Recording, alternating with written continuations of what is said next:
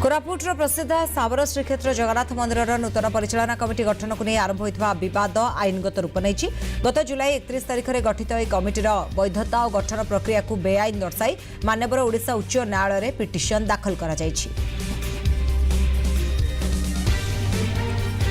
आवेदनकारी कृष्ण संक पक्षर कोरापुटर वरिष्ठ आईनजीवी संजीव जेना हाइकोर्ट में मामला रुजु करछंती। कमिटी गठन में नियमावलीर उल्लंघन होइतिबा अभियोग होइछि। साबर श्रीक्षेत्र स्थानीय श्रद्धालुंक भावना सह जड़ित होइतिबारु एही आईनगत लड़ाई प्रति समस्तक नजर रहिछि।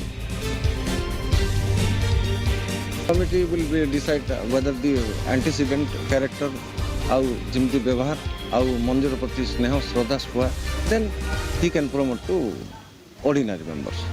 तापरे आमर जोड़ा रहिला life member there was some criteria but एथिरे जतोला एंडोमेंट कमिशन आ भितरे माने पसिले आ कहले जे गोटे न्यायिक प्रकार चलवा दरकार आ जगन्नाथ मंदिर संस्था जो बड़ संस्थाटा आ जेमती हम कहूँ ओडिशा भी प्रसिद्ध सारा विश्व प्रसिद्ध आम